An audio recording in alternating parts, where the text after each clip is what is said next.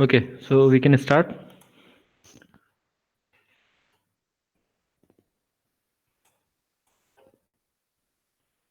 सबको आवाज आ रही है? हेलो, कोई सुन रहा है? ओके फाइन, ठीक है.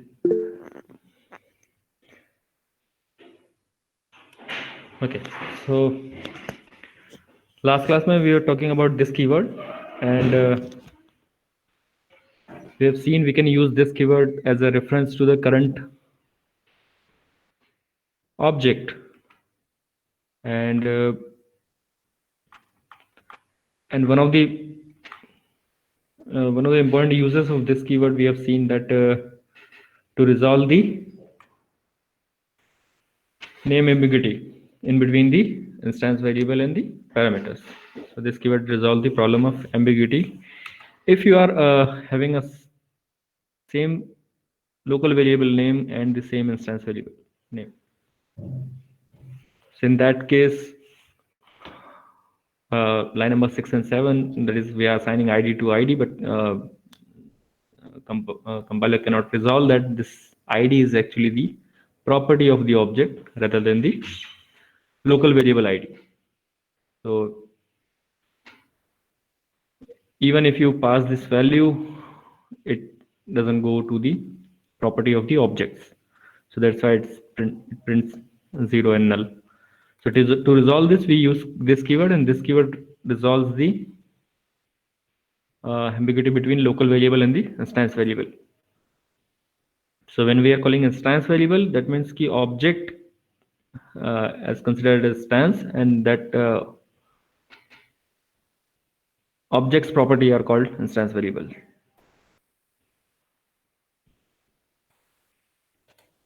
Okay, so and we have also seen that this can be used to invoke the current class constructor. You can write. Okay, so okay fine. I thought कुछ पूछा किसी, ठीक है, we can go ahead. So this can be used to invoke the current class constructor. So you can invoke the current class by using this keyword and possible list of parameters. So in this example, you can see line number 7 invokes the current class constructor. That is the line number 4. That is the default constructor it invokes. And when you create the objects inside the main method, it invoke first it invokes the parameterized constructor, and in turn it invokes the default constructor, because we are calling default constructor inside the parameterized constructor. So this is another use. Why we need to invoke this constructor? As earlier in the last lecture, I've given an example that it might be possible that some fields of particular objects are not available. So you want to provide a flexibility, having by providing different overloaded constructor. Overloaded constructor means having same name and the different parameter list. So you provide n number of or some number of overloaded constructor, and you can based on the object creation, the particular constructor is called. And in between that, to remove the ambiguity, to remove the redundancy of the code, you can call other constructor inside the some other constructors. Like this id and name we are passing to the above constructor given at line number 6 to 9. Instead of writing again this dot id is equal to id and this dot name is equal to name in the uh, below constructor.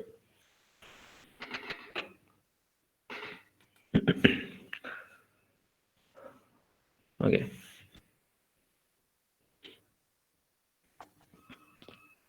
So this is the example. If you're not passing it, and the city will be set only, another will be set to null.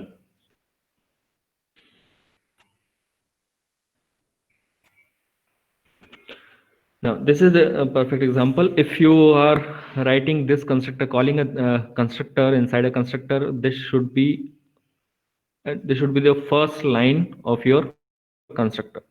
So in this example, अगर आप देखोगे तो student 13 in tidy string name define constructor with okay. Nitin का question है, is it necessary to define constructor with no argument? It depend on uses. Basically अगर आप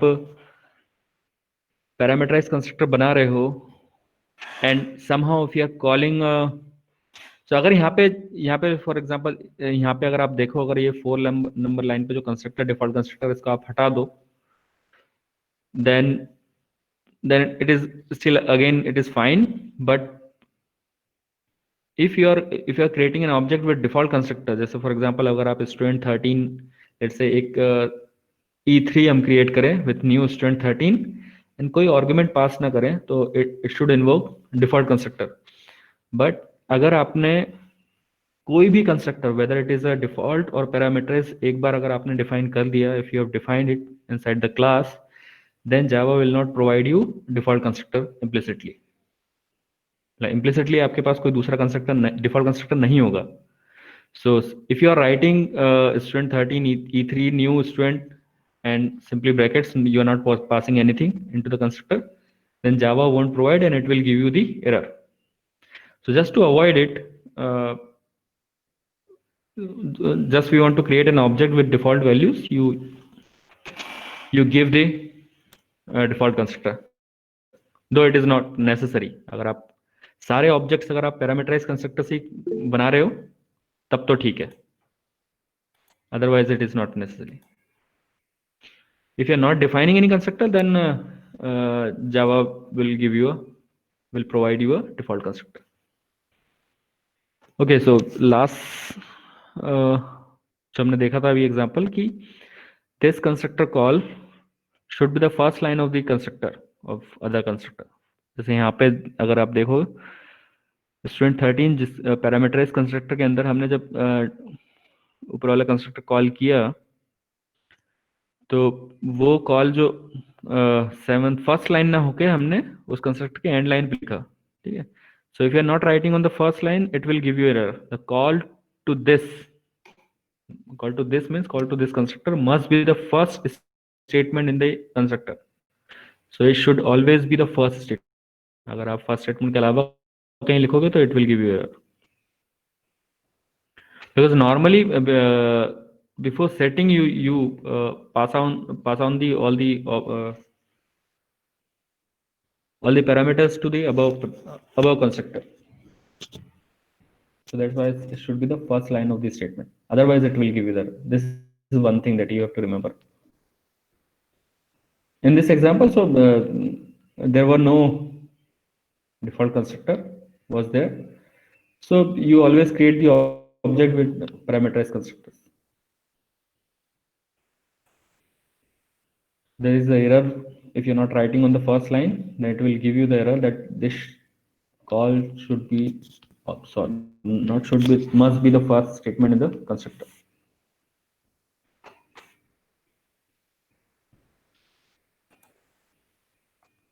And this keyword can also be used to invoke current class method.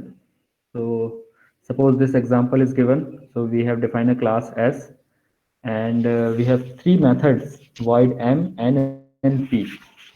Now each method, you see in void m we are just printing use of this keyword in Java. In void n, so n method, we are calling m method by this dot m. So you can use this dot m, though it is not necessary. Compiler does it for you. It will provide this. So at the time of compilation, it automatically write this. So for example, in 8 to 10 in p function, p method, so you can see we are directly calling n. So we're not writing this dot n. So basically compiler will add this keyword. Compiler add कर देता है to invoke n method as a this dot n. So you can write it explicitly. If you're not writing it again, compiler will provide. So in the main method, if you see, we have created an object s1, and with the s1 we are calling function p. Then function p, or sorry, method p will invoke, and that is at the line number 8. And inside this p method we are calling n method. So compiler basically will give you this keyword here. Add this keyword at the compilation time, and this dot n, basically this dot n means this मतलब current object मतलब s1. The s1 will call, and inside the n you are explicitly mentioning this dot m. So again s1 dot m will call, and will be called, and it will print use of this keyword in Java terminal. So you can use this keyword to invoke the current class methods. However, it is done implicitly by the compiler. If you print this, then depending on the object, this object ने उसको call किया है method को, the current object will be, the ID of current object will be printed. So if you see here, we have defined a class A5, and inside that class A5 we have a method m, and inside the method m we are printing this. We are just printing system out of println this, and in the main method we have created an object of this class.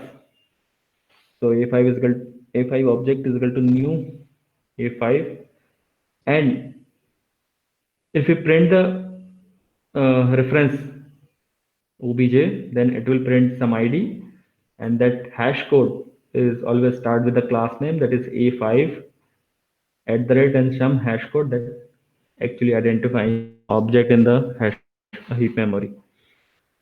So now with this object you are calling m method. So basically the current object will be obj, and this will also refer to the current object, and अगर आप current object this को भी print करोगे तो it will give you the same reference ID.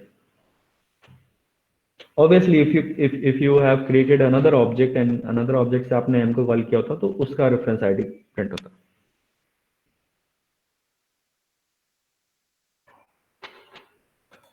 So that's it. This was about this method. So basically there's some things that you have to remember in class definition: how to create, how to write constructors, how to write methods, how to invoke them using objects, and use of a static keyword, use of this keyword we have seen, method overloading we have seen in this particular basics of classes and objects in Java. In method overloading, the restrictions we have seen that, okay, so you can have, you should have number of parameters, different number of parameters, and also you can have different types of parameters. सिर्फ return type को different करने से method overloading नहीं होगी. This one thing you should remember. And apart from that, we have, so what we have covered, this keyword, so basic call by value. So basically not call by value, actually pass by value we have used in Java. We have seen with the example of arrays, and we have also seen how we can give input as from command line arguments. Also we have seen an example of addition class, distance class, and we have seen how we can write the method to add two classes, two distance objects. Static keywords का हमने देखा था, and so method overloading. Okay, so this was there in this lecture. Now Before going to the next part, uh, just a little bit of theory. So method overloading और आप देखोगे तो method overloading was, so we are defining methods with same name. So in method overloading we are defining these methods with the same name.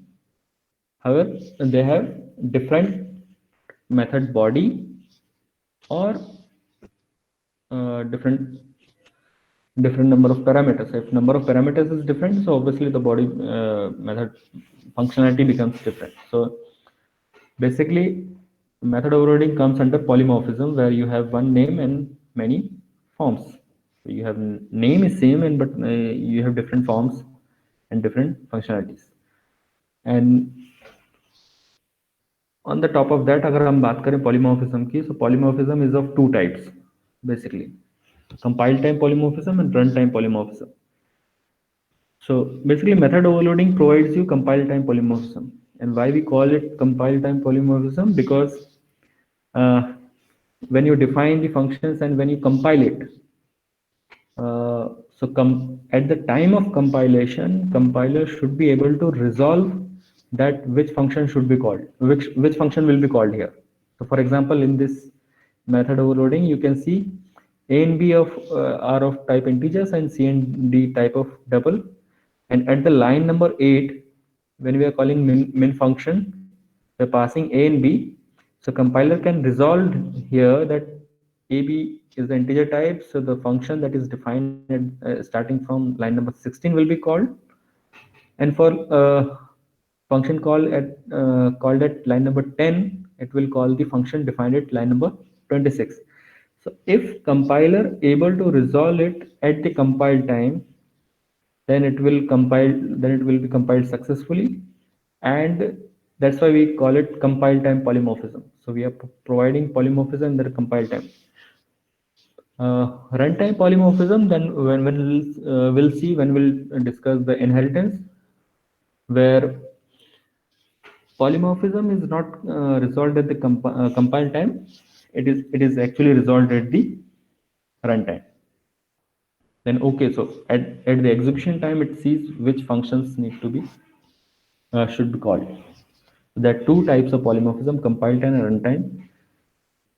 Now, in the compile time, Java gives you method overloading. There is another concept called operator overloading, uh, which is not supported in Java, but it is supported in C++. And operator overloading is also the compile time polymorphism. So we'll see small example of that, of operator overloading in C++. But don't worry, the operator overloading will be optional, so it won't be there in your, because कुछ student का बस वही रहता है कि बस grades number, तो don't worry, exam में नहीं होगा. But just to give you idea what operator overloading is, we'll see one lecture on that. And both belongs to compile time polymorphism.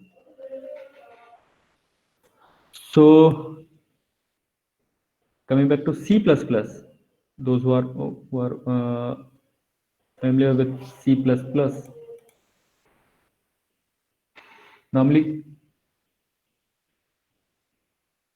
operator overloading is quite similar to functional overloading, that is method overloading. That is, you can have different function name with having different number of parameters or the type of parameters. However, you can also overload the operators. Now, why we want to do that?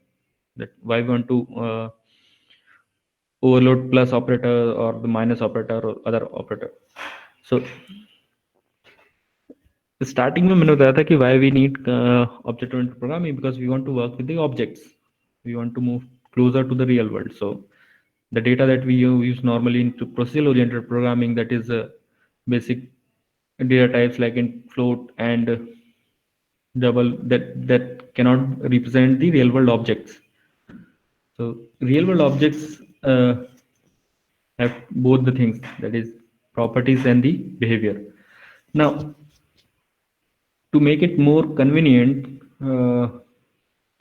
if you want to add two integers, you can just use a plus b, and you can assign to some variable, and assuming both a and b are of integer type, and obviously the language automatically identify that the interpretation of plus sign, that it has to add two integers. And some of the operator overloading already you see in programming languages, that when you write plus in between two strings, I don't know, maybe it is there in C++ or not, but it is there in Python. If you write two string together and you write plus in between two strings, automatically interpreter identifies that okay, so it has to concatenate rather than adding them. And if you write two integers value, it add those two integers values. So basically, you see there name is same, the plus name is same, but it is performing two different functionalities depending on the type of input. So already some operators are overloaded. Overloaded means it gives you different functionality. However, in object-oriented programming, let's say uh, the example that we have seen, the distance example. So suppose our distance object is shown in terms of feet and inches, and instead of writing a function add function, why not we can directly call d1 plus d2, and we can assign to d3. Why we are calling d3 dot add function, and we are passing 1 and d1 and d2 to the function or the method? Why don't we just write d1 is d3 is equal to d1 plus d2? uh, for that we for that providing that functionality, that we can overload basic operators that can work with the objects rather than the basic primitives, basic data types. We can overload the operators also. समझ में आया? कहानी समझ में आई?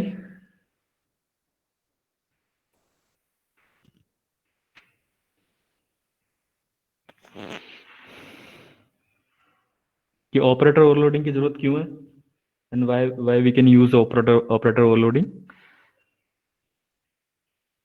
Okay, so we want to provide functionality of basic operators on the objects also. That's why we want to. Okay, so okay, so C++ gives you the flexibility to, you can overload most of the operators, not all the operators. You can overload all the operators. So operator overloading enables C++ operator to work with class objects rather than the basic primitive types. And using traditional operators, that is, you can work with the user-defined objects also. For example, operator, this is for example, you use stream insertion operators to to show the output. So suppose you want to directly show the value of object, कि मैं distance वाला जो object बनाया था हमने, मैं direct सी out और stream insertion operator और d1 लिखूं, तो स्क्रीन पे डायरेक्ट फिट और इंचेस में आए, rather than showing the identity hash identity, it should show the value of objects. So for that you can overload the operators. But some of the operators that are already overloaded, plus and perform, there's a plus and minus already basic overloading to provide karta hai C++, like you can perform the plus on integers, float, doubles, and compiler generate the appropriate code based on the manner in which the operator use. But we want to do something like this. For example, a complex number is normally represented by the real and imaginary value. So any complex object will be having two parts, real and imaginary. And this is the C convention. Actually, you give the initializer list, and you can assign it directly. in the constructor. We'll talk about this when we'll see the example, I think in the next class. So आज तो नहीं हो पाएगा वो. So suppose you have created two complex objects, complex A, and just think from the perspective of object-oriented programming, we are creating an object of complex class object A and object B, and we are passing a real and imaginary value. So real value is 1 and imaginary value is 3.0, and complex B 1.2 and 2. And now we have created another object C which is with reference to B, and something like this we want to do. We want to directly add this complex objects, and normally when we add the complex object, the real part is added and the imaginary part is added. But to work with the objects, we have to overload this operator, and we have for that we have to write a separate function, operator function, in the class to overload this, and this is basically called the operator overloading. Some rules are there how to write this, and what are the restrictions we'll see in next class. This also, so basically you want to provide a basic functionality. In C++, you don't use any new keyword, unlike Java, to create a object. So you overload operators by creating operator functions. उसके लिए हम एक operator function define करते हैं that will perform the relative to the class upon which it will work. How we write it, the syntax of operator function is start with the keyword operator, and now this is the interesting part. Java में आप जो भी function लिखते हो, it belongs to a class. So there is no concept of global function.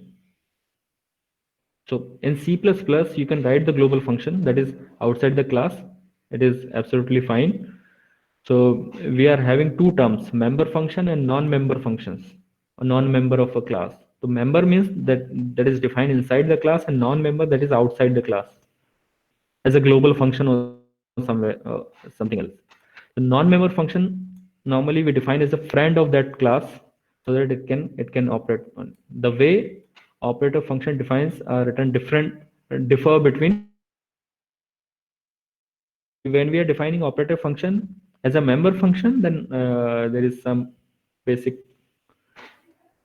rules and restrictions, and when we define as a non-member function, there are some rules. So basically you overload operator by creating, so वापस कहाँ आ गया हम? By okay, so operator overloading an operator, you write function definition as normal. The keyword, it start with the operator and followed by the symbol. So for example, if you want to define a function for plus, providing addition capability to the this whole constitute the function name. Overload the addition operator plus. This is a thing to remember. So these operators can be overloaded. These all operators can be overloaded, and some operators that cannot be overloaded, like dot pointer, scope resolution operator, conditional operator, and the size of operator. This cannot be overloaded. Apart from that, the operator that are shown in the about table. So I'm stopping here. We'll see the example of operator overloading in C++ in the next lecture as a member function and as a non-member function, that is as a friend of that class. With the example also, I will point it out the basic differences between writing a C++ class and Java class. And ठीक है, fine. So that's it for today's class. हम आज यहीं रुक रहे हैं. Stopping here.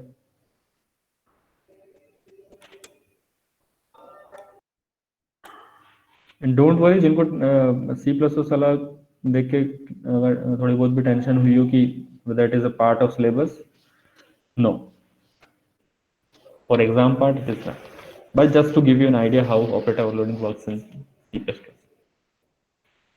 So that's it for today's class. We'll see